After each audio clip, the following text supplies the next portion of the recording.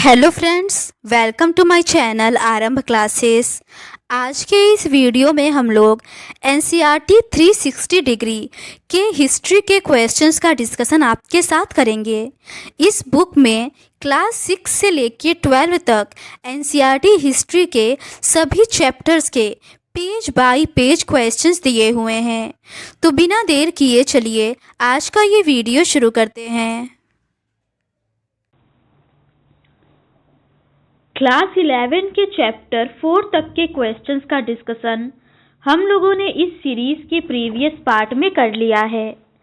आज हम लोग चैप्टर 5 बदलती हुई सांस्कृतिक परंपराओं के रिमेनिंग क्वेश्चंस का डिस्कशन आपके साथ करेंगे।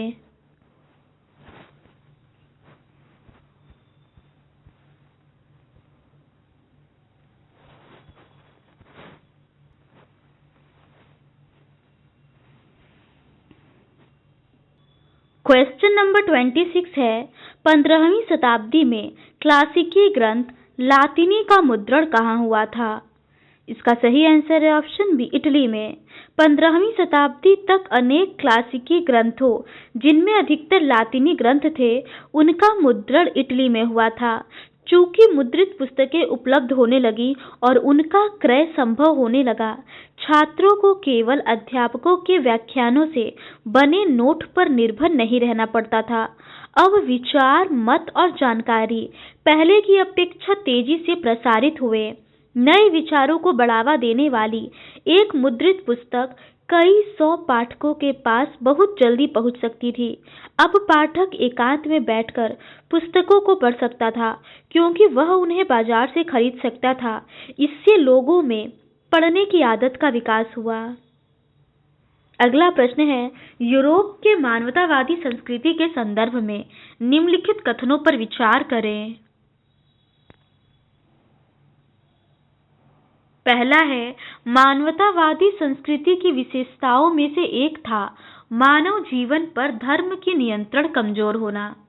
दूसरा है, इटली के निवासी मानवतावादी फ्रांचेस्को बर्बारो ने अपनी पुस्तक में भोग विलास पर लगाई गई ईसाई धर्म की निषेधाज्ञा की तरफदारी की। तीसरा है, मानवता का मतलब यह भी था कि व्यक्ति विशेष सत्ता और दौलत की होड़ को छोड़कर अन्य कई माध्यमों से अपने जीवन को रूप दे सकता है। चौथा है, 15वीं शताब्दी के अंत से इटली की मानवतावादी संस्कृति का आल्प्स पर्वत के पार बहुत तेजी से फैलने का मुख्य कारण वहां छपी हुई पुस्तकों का वितरण था। उपर्युक्त कथनों में से सही कथन का चयन करें। इसका सही आंसर है ऑप्शन सी, पहला, दूसरा और चौथा कथन सही है। मानवतावादी संस्कृति की विशेषताओं में से एक था मानव जीवन पर धर्म का नियंत्रण कमजोर होना।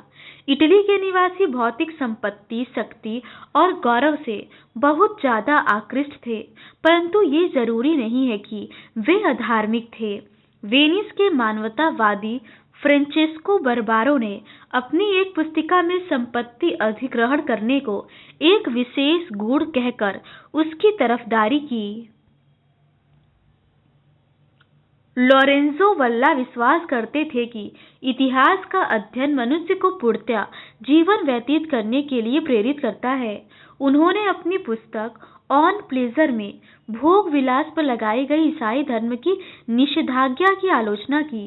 इस समय लोगों में अच्छे व्यवहारों के प्रति दिलचस्पी थी। व्यक्ति को किस तरह विनम्रता से बोलना चाहिए, कैसे कपड़े पहनने चाहिए और एक सभ्य व्यक्ति को किस में दक्षता हासिल करनी चाहिए। मानवतावाद का मतलब यह भी था कि व्यक्ति विशेष सत्ता और दौलत की होड़ को छोड़कर अन्य कई माध्यमों से अपने जीवन को रूप दे सकता था। यह आदर्श इस विश्वास के साथ घनिष्ठ रूप से जुड़ा हुआ था कि मनुष्य का स्वभाव बहुमुखी है, जो कि 3 भिन्न भिन्न वर्गों, जिसमें सामंती समाज विश्वास करता था, के विरुद्ध गया। 15वीं शताब्दी के अंत से इटली की मानवतावादी संस्कृति का आल्प्स पर्वत के पार बहुत तेजी से फैलने का मुख्य कारण वहां पर छपी हुई पुस्तकों का वितरण था। इससे स्पष्ट है कि पहले के बौद्धिक आंदोलन खास क्षेत्रों तक ही सीमित क्यों रहते थे। अगला प्रश्न है, इटली के किस मानवतावादी ने अपनी पुस्तक में संपत्ति के अधिग्रहण करने को एक विशेष गुण कहकर उसकी तरफदारी की थी? इसका सही आंसर है ऑप्शन ए, फ्रांचेस्को बर्बारो। मानवतावादी संस्कृति की विशेषताओं में से एक था मानव जीवन पर धर्म का नियंत्रण कमजोर होना। इटली के निवासी भौतिक संपत्ति, शक्ति और गौरव से बहुत ज्यादा आकृष्ट थे, परंतु ये जरूरी नहीं कि वे अधार्मिक थे।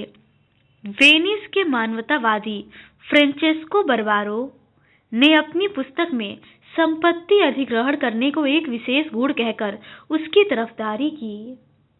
अगला प्रश्न है, इटली के किस मानवतावादी ने अपनी पुस्तक ओप्लेंजर में भोग विलास पर लगाई गई ईसाई धर्म की निषेधाज्ञा की आलोचना की? इसका सही आंसर है ऑप्शन बी, लोरेंजो वल्ला। मानवतावादी संस्कृति की विशेषताओं में से एक था मानव जीवन पर धर्म का नियंत्रण कमजोर होना। इटली के निवासी भौतिक संपत्ति, शक्ति और गौरव से बहुत ज्यादा आकृष्ट थे, परंतु ये जरूरी नहीं है कि वे अधार्मिक थे। वेनिस के मानवतावादी फ्रांचेस्को बर्बारो ने अपनी पुस्तक में संपत्ति अधिग्रहण करने को एक विशेष गुण कहकर उसकी तरफदारी की। लोरेंजो वल्ला विश्वास करते थे कि इतिहास का अध्ययन मनुष्य को पूर्णतः जीवन व्यतीत करने के लिए प्रेरित करता है। उन्होंने अपनी पुस्तक ऑन प्लेजर में भोग विलास पर लगाई गई ईसाई धर्म की निषेधाज्ञा की आलोचना की। इस समय लोगों में अच्छे व्यवहारों के प्रति दिलचस्पी थी। व्यक्ति को किस तरह विनम्रता से बोलना चाहिए, कैसे कपड़े पहनने चाहिए और एक सभ्य व्यक्ति को किसमें दक्षता हासिल करनी चाहिए। अगला प्रश्न है, अगर पर्याप्त दहेज का प्रबंध नहीं हो पाता था तो शादीशुदा लड़कियों को, इसका सही आंसर है ऑप्शन सी, ईसाई मठों में भिक्षुणी का जीवन बिताने के लिए भेज दिया जाता था। महिलाओं की आकांक्षाएं। व्यक्तिगता और नागरिकता के नए विचारों से महिलाओं को दूर रखा गया। सार्वजनिक जीवन में अभिजात व संपन्न परिवार के पुरुषों का प्रभुत्व था और घर परिवार के मामले में भी वे ही निर्णय लेते थे। उस समय लोग अपने लड़कों को ही शिक्षा देते थे, जिससे उनके बाद वे उनके खानदानी पेशे या जीवन की आम जिम्मेदारियों को उठा सके। कभी कभी वे अपने छोटे लड़कों को धार्मिक कार्य के लिए चर्च को सौंप देते थे। यद्यपि विवाह में प्राप्त महिलाओं के दहेज को वे अपने पारिवारिक कारोबारों में लगा देते थे, तथापि महिलाओं को यह अधिकार नहीं था कि वे अपने पति को कारोबार चलाने के बारे में कोई राय दे। प्रायः कारोबारी मैत्री को सुदृढ़ करने के लिए दो परिवारों में आपस में विवाह संबंध होते थे। अगर पर्याप्त दहेज का प्रबंध नहीं हो पाता था तो शादीशुदा लड़कियों को ईसाई मठों में भिक्षुणी का जीवन बिताने के लिए भेज दिया जाता था। आमतौर पर सार्वजनिक जीवन में महिलाओं की भागीदारी बहुत सीमित थी और उन्हें घर परिवार को चलाने वाले के रूप में देखा जाता था।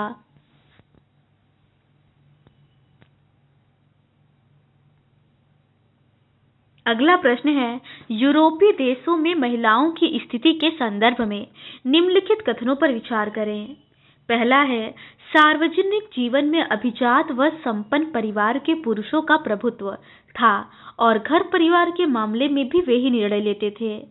दूसरा है, विवाह में प्राप्त महिलाओं के दहेज को वे अपने पारिवारिक कारोबार में लगा देते थे, तथापि महिलाओं को यह अधिकार भी नहीं था कि वे अपने पति को कारोबार चलाने में कोई राय दें। तीसरा है, अगर दहेज का प्रबंध नहीं हो पाता था तो उन लड़कियों को गरीब लोगों से शादी करने के लिए मजबूर किया जाता था। चौथा है, व्यापारी और शाहूकारों के परिवारों की पत्नियां परिवार के कारोबार को उस स्थिति में संभालती थीं जब उनके पति लंबे समय के लिए दूर दराज स्थानों पर व्यापार के लिए जाते थे। उपर्युक्त कथन में से कौन सा कथन सही है? इसका सही आंसर है ऑप्शन ए, पहला, दूसरा और चौथा कथन सही है। व्यक्तिगता और नागरिकता के नए विचारों से महिलाओं को दूर रखा गया। सार्वजनिक जीवन में अभिजात व संपन्न परिवार के पुरुषों का प्रभुत्व था और घर परिवार के मामले में भी वे ही निर्णय लेते थे। उस समय लोग अपने लड़कों को ही शिक्षा देते थे, जिससे उनके बाद वे उनके खानदानी पेशे या जीवन की आम जिम्मेदारियों को उठा सके। कभी कभी वे अपने छोटे लड़कों को धार्मिक कार्य के लिए चर्च को सौंप देते थे। यद्यपि विवाह में प्राप्त महिलाओं के दहेज को वे अपने पारिवारिक कारोबारों में लगा देते थे, तथापि महिलाओं को यह अधिकार नहीं था कि वे अपने पति को कारोबार चलाने के बारे में कोई राय दे। प्रायः कारोबारी मैत्री को सुदृढ़ करने के लिए दो परिवारों में आपस में विवाह संबंध होते थे। अगर पर्याप्त दहेज का प्रबंध नहीं हो पाता था तो शादीशुदा लड़कियों को ईसाई मठों में भिक्षुणी का जीवन बिताने के लिए भेज दिया जाता था। आमतौर पर सार्वजनिक जीवन में महिलाओं की भागीदारी बहुत सीमित थी और उन्हें घर परिवार को चलाने वाले के रूप में देखा जाता था।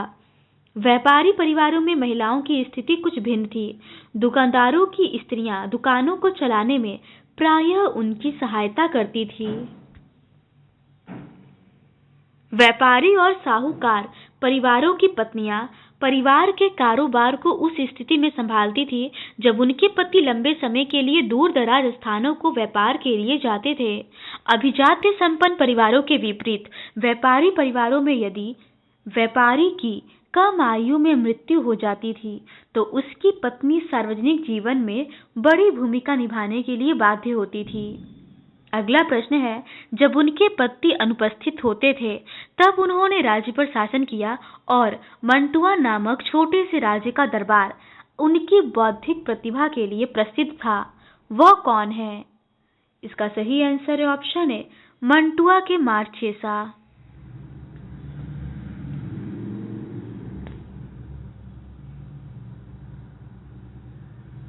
इस काल की एक अन्य प्रतिभाशाली महिला मंटुआ की मार्चेसा इसाबेले दी इस्ते थी।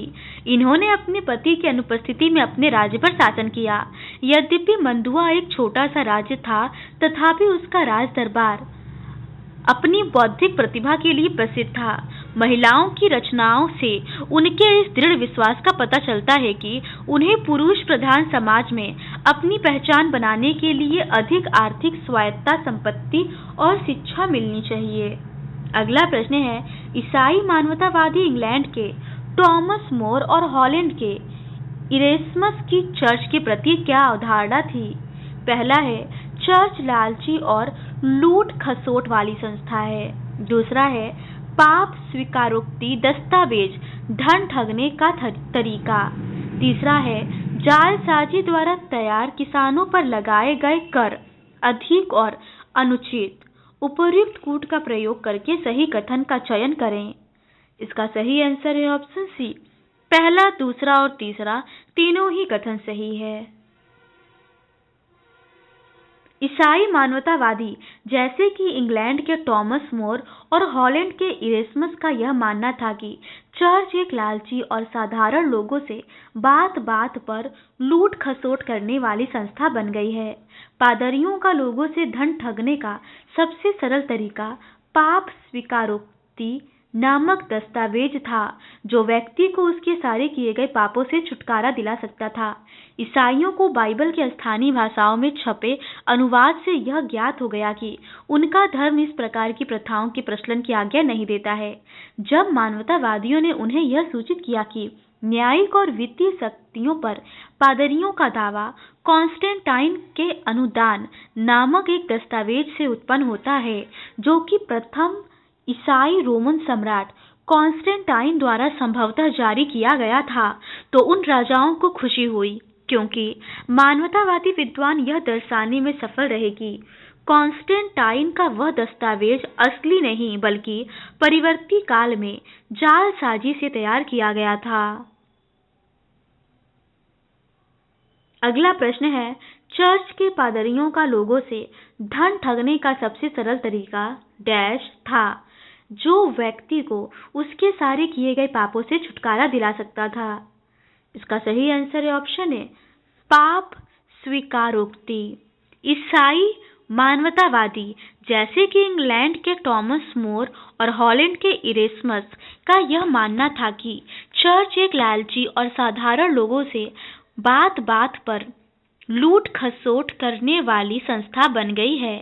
पादरियों का लोगों से धन ठगने का सबसे सरल तरीका पाप स्वीकारोक्ति नामक दस्तावेज था, जो व्यक्ति को उसके सारे किए गए पापों से छुटकारा दिला सकता था। ईसाइयों को बाइबल के स्थानीय भाषाओं में छपे अनुवाद से यह ज्ञात हो गया कि उनका धर्म इस प्रकार की प्रथाओं के प्रचलन की आज्ञा नहीं देता है। अगला प्रश्न है, कैथोलिक चर्च के खिलाफ अभियान किसने चलाया? इसका सही आंसर है ऑप्शन है मार्टिन लूथर। 1517 में एक जर्मन युवा भिक्षु मार्टिन लूथर ने कैथोलिक चर्च के विरुद्ध अभियान छेड़ा और इसके लिए उसने दलील पेश की कि मनुष्य को ईश्वर से संपर्क साधने के लिए पादरी की आवश्यकता नहीं है। उन्होंने अपने अनुयायियों को आदेश दिया कि वे ईश्वर में पूर्ण विश्वास रखें, क्योंकि केवल उनका विश्वास ही उन्हें एक सम्यक जीवन की ओर ले जा सकता है और उन्हें स्वर्ग में प्रवेश दिला सकता है। इस आंदोलन को प्रोटेस्टेंट सुधारवाद नाम दिया गया। अगला प्रश्न है, निम्न में से मार्टिन लूथर ने कब धर्म सुधार आंदोलन शुरू किया था? इसका सही आंसर है ऑप्शन डी 1517 में। 1517 में एक जर्मन युवा भिक्षु मार्टिन लूथर ने कैथोलिक चर्च के विरुद्ध अभियान छेड़ा और इसके लिए उसने दलील पेश की कि मनुष्य को ईश्वर से संपर्क साधने के लिए पादरी की आवश्यकता नहीं है। उन्होंने अपने अनुयायियों को आदेश दिया कि वे ईश्वर में पूर्ण विश्वास रखें, क्योंकि केवल उनका विश्वास ही उन्हें एक सम्यक जीवन की ओर ले जा सकता है और उन्हें स्वर्ग में प्रवेश दिला सकता है। अगला प्रश्न है, बाइबल का वह खंड जिसमें ईसा मसीह का जीवन चरित्र, धर्मोपदेश और प्रारंभिक अनुयायी का उल्लेख है। इसका सही आंसर है ऑप्शन है new testament. New testament Bible का वह खंड है जिसमें ईसा मसीह का जीवन चरित्र, धर्मोपदेश और प्रारंभिक अनुयायियों का उल्लेख है। अगला प्रश्न है, मार्टिन लूथर के धर्म सुधार के संदर्भ में निम्नलिखित कथनों पर विचार करें। पहला है, 1517 ईस्वी में एक जर्मन युवा भिक्षु मार्टिन लूथर ने कैथोलिक चर्च के विरुद्ध अभियान छेड़ा। दूसरा है, उन्होंने अपने अनुयायियों को आदेश दिया कि वे ईश्वर में पूर्ण विश्वास रखें, क्योंकि केवल उनका विश्वास ही एक सम्यक जीवन की ओर ले जा सकता है। तीसरा है, मनुष्यों को ईश्वर से संपर्क साधने के लिए पुजारियों की आवश्यकता होती है। चौथा है, प्रोटेस्टेंट सुधारवाद आंदोलन के कारण जर्मनी और स्विट्जरलैंड के चर्च ने पोप तथा कैथोलिक चर्च से अपने संबंध समाप्त कर दिए। उपर्युक्त कूट का प्रयोग कर असत्य कथन का चयन करें। इसका सही आंसर है ऑप्शन सी, केवल तीसरा कथन असत्य है। 1517 में एक जर्मन युवा भिक्षु मार्टिन लूथर ने कैथोलिक चर्च के विरुद्ध अभियान छेड़ा और इसके लिए उसने दलील पेश की कि मनुष्य को ईश्वर से संपर्क साधने के लिए पादरी की आवश्यकता नहीं है। उन्होंने अपने अनुयायियों को आदेश दिया कि वे ईश्वर में पूर्ण विश्वास रखें, क्योंकि केवल उनका विश्वास ही उन्हें एक सम्यक जीवन की ओर ले जा सकता है और उन्हें स्वर्ग में प्रवेश दिला सकता है। इस आंदोलन को प्रोटेस्टेंट सुधारवाद नाम दिया गया, जिसके कारण जर्मनी और स्विट्जरलैंड के चर्च ने पोप तथा कैथोलिक चर्च से अपने संबंध समाप्त कर दिए। स्विट्जरलैंड में लूथर के विचारों को उलरिक ज्विगली और उसके बाद जी कैल्विन ने काफी लोकप्रिय बनाया। व्यापारियों से समर्थन मिलने के कारण सुधारकों की लोकप्रियता शहरों में अधिक थी, जबकि ग्रामीण इलाकों में कैथोलिक चर्च का प्रभाव बरकरार रहा। अगला प्रश्न है, मार्टिन लूथर धर्म सुधार के संदर्भ में मार्टिन लूथर के विचारों उलरिक ज्विगली और जो कैल्विन किस देश में लोकप्रिय हुआ? इसका सही आंसर है ऑप्शन बी, स्विट्जरलैंड। स्विट्जरलैंड में लूथर के विचारों को उलरिक ज्विगली और उसके बाद जी कैल्विन ने काफी लोकप्रिय बनाया। व्यापारियों से समर्थन मिलने के कारण सुधारकों की लोकप्रियता शहरों में अधिक थी, जबकि ग्रामीण इलाकों में कैथोलिक चर्च का प्रभाव बरकरार रहा। अगला प्रश्न है, निम्न में से आमूल परिवर्तनवाद का समर्थन किसने नहीं किया था? इसका सही आंसर है ऑप्शन ए, मार्टिन लूथर ने। स्विट्जरलैंड में लूथर के विचारों को उलरिक ज्विगली और उसके बाद जो केल्विन ने काफी लोकप्रिय बनाया। व्यापारियों से समर्थन मिलने के कारण सुधारकों की लोकप्रियता शहरों में अधिक थी, जबकि ग्रामीण इलाकों में कैथोलिक चर्च का प्रभाव बरकरार रहा। अन्य जर्मन सुधारक जैसे कि एना बेप्टिस्ट संप्रदाय के नेता इनसे कहीं अधिक उग्र सुधारक थे। उन्होंने मोक्ष के विचार को हर तरह से सामाजिक उत्पीड़न के अंत होने के साथ जोड़ दिया। उनका कहना था कि क्योंकि ईश्वर ने सभी इंसानों को एक जैसा बनाया है, इसीलिए उनसे कर देने की अपेक्षा नहीं की जानी चाहिए और उन्हें अपना पादरी चुनने का अधिकार होना चाहिए। इसने सामंतवाद द्वारा उत्पीड़ित किसानों को आकर्षित किया। लूथर ने आमूल परिवर्तनवाद का समर्थन नहीं किया। उन्होंने आह्वान किया कि जर्मन शासक समकालीन किसान विद्रोह का दमन करें। ऐसा इन शासकों ने 1525 में किया, पर इसके बावजूद आमूल परिवर्तनवाद बना रहा। आमूल परिवर्तनवादी फ्रांस के प्रोटेस्टेंटों के विरोध से मिल गए, जिन्होंने कैथोलिक शासकों के अत्याचार के कारण यह दावा करना शुरू कर दिया कि जनता को अत्याचारी शासक को अपदस्थ करने का अधिकार है और वे उसके स्थान पर अपने पसंद के व्यक्ति को शासक बना सकता है। अंततः यूरोप के अनेक क्षेत्रों की तरह फ्रांस में भी कैथोलिक चर्च ने प्रोटेस्टेंट लोगों को अपनी पसंद के अनुसार उपासना करने की छूट दी। इंग्लैंड के शासकों ने पोप से अपने संबंध तोड़ दिए। इसके उपरांत राजा और रानी इंग्लैंड के चर्च के प्रमुख बन गए। अगला प्रश्न है, निम्नलिखित कथनों पर विचार करें। पहला है, उन्होंने आमूल परिवर्तनवाद का समर्थन नहीं किया। दूसरा है, उन्होंने जर्मन शासकों से किसानों के विद्रोह को दबाने का आह्वान किया, जो उन्होंने 1525 में किया। तीसरा है, उन्होंने तर्क दिया कि किसी व्यक्ति को ईश्वर से संपर्क स्थापित करने के लिए पुजारियों की आवश्यकता नहीं है। इस सुधार आंदोलन के प्रमुख व्यक्ति को पहचानें। इसका सही आंसर है ऑप्शन ए, मार्टिन लूथर। मनुष्य को ईश्वर से संपर्क साधने के लिए पादरी की आवश्यकता नहीं है। लूथर ने आमूल परिवर्तनवाद का समर्थन नहीं किया।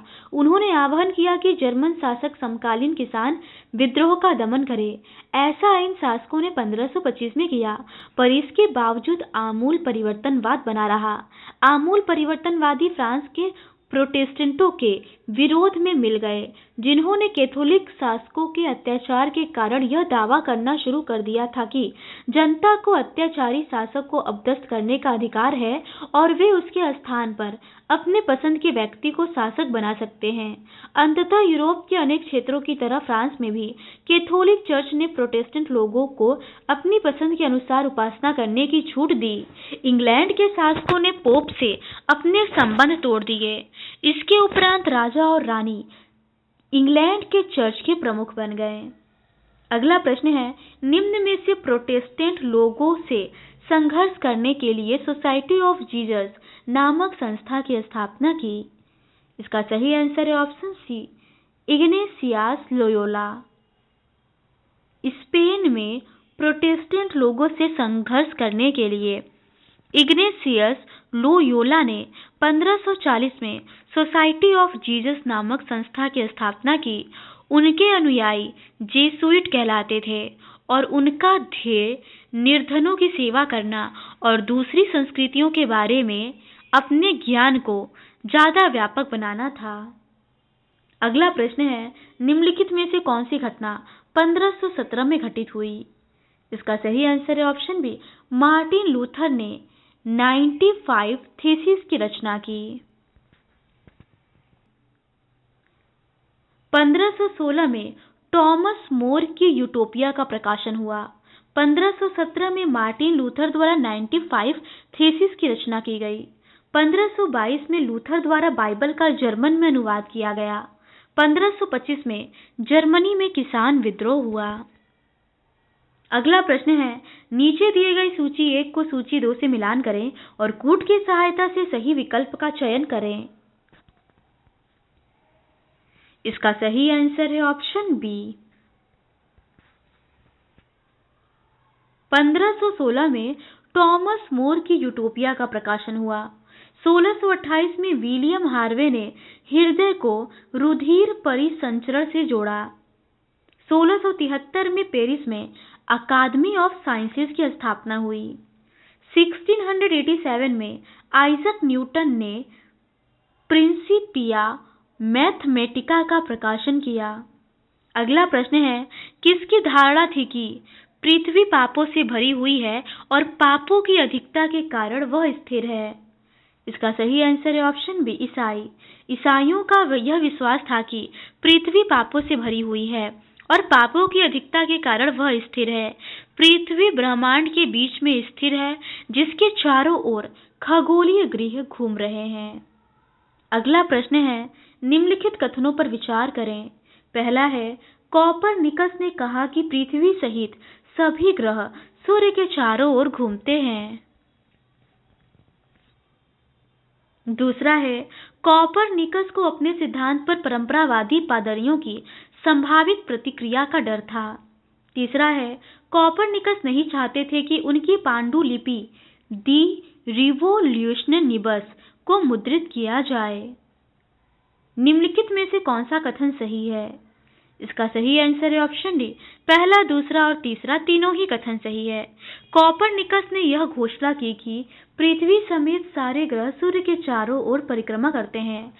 कोपरनिकस एक निष्ठावान ईसाई थे और वह इस बात से भयभीत थे कि उनकी इस नई खोज से परंपरावादी ईसाई धर्माधिकारियों में घोर प्रतिक्रिया उत्पन्न हो सकती है। यही कारण था कि वह अपनी पांडुलिपि दी रिवोल्यूशनिबस को प्रकाशित नहीं करना चाहते थे। जब वह अपनी मृत्युशैया पर पड़े थे, तब उन्होंने यह पांडुलिपि अपने अनुयायी जोसीम रिटिकस को सौंप दी। अगला प्रश्न है, निम्नलिखित कथनों पर विचार करें। पहला है, उन्होंने कहा कि पृथ्वी सहित सभी ग्रह सूर्य के चारों ओर घूमते हैं। दूसरा है, वह परंपरावादी पादरियों द्वारा अपने सिद्धांत पर संभावित प्रतिक्रिया से डरते थे। तीसरा है, उनका जन्म 1473 में हुआ था और उनकी मृत्यु 1543 में हुई थी। वैज्ञानिक को पहचाने। इसका सही आंसर है ऑप्शन बी, कोपरनिकस। कोपरनिकस ने यह घोषणा की कि पृथ्वी समेत सारे ग्रह सूर्य के चारों ओर परिक्रमा करते हैं।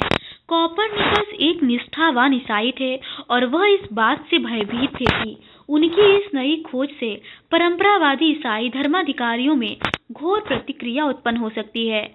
यही कारण था कि वह अपनी पांडुलिपि दी रिवोल्यूशनिबस को प्रकाशित नहीं करना चाहते थे। जब वह अपनी मृत्युशैया पर पड़े थे, तब उन्होंने यह पांडुलिपि अपने अनुयायी जोसीम रेटिकस को सौंप दी। उनके अलग दृष्टिकोण से आपत्ति की। यूरोपीय विज्ञान के क्षेत्र में एक युगांतरकारी परिवर्तन मार्टिन लूथर के समकालीन कोपरनिकस के काम से आया। अगला प्रश्न है, निम्नलिखित में से किस खगोल शास्त्री ने कोपरनिकस के सूर्य केंद्रित सौर मंडली सिद्धांत को लोकप्रिय बनाया? इसका सही आंसर है ऑप्शन बी, केपलर ने।